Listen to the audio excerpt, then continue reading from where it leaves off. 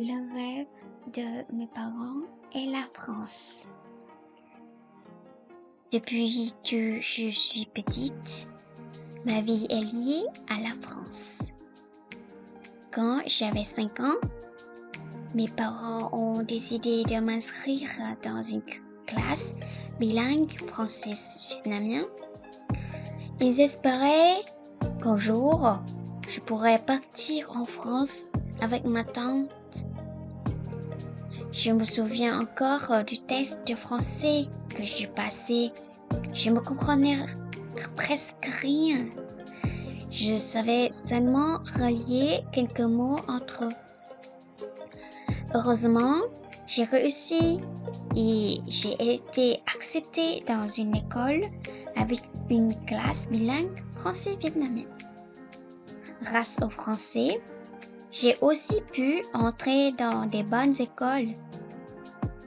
À ma ville natale, à cette époque, je n'étais pas très forte dans les autres matières, mais j'étais bonne en français.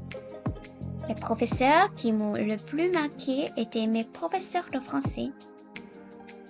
Quand j'ai eu 18 ans, j'ai choisi le français, passé le cours d'entrée à l'université. C'était une université connue et les frais d'études n'étaient pas trop chers.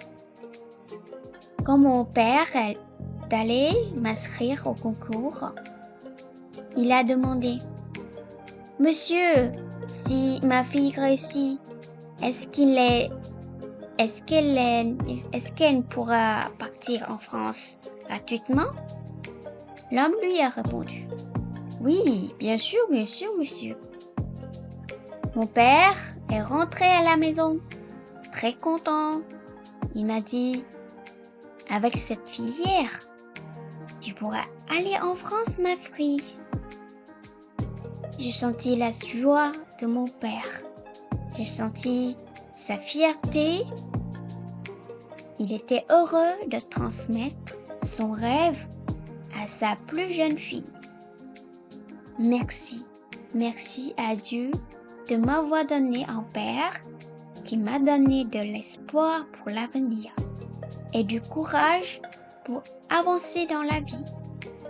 S'il n'était pas là, je ne sais pas comment je serais aujourd'hui.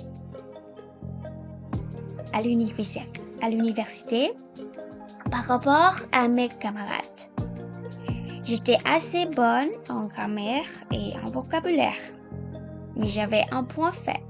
Je parlais pas beaucoup français.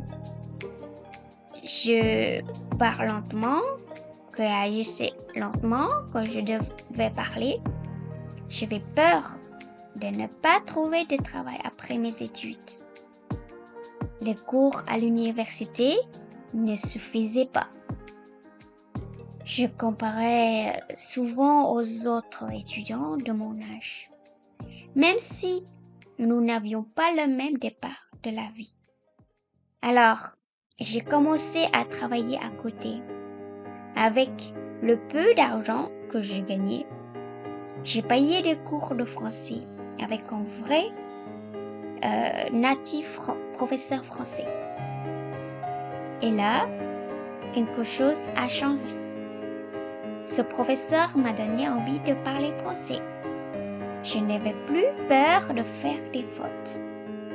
Je disais ce que je voulais dire, ce que je pensais. Et lui me disait toujours, ce n'est pas grave de faire des erreurs.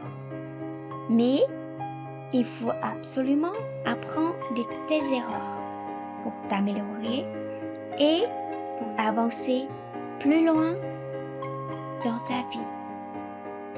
J'ai commencé à participer à des forums sur les études en France.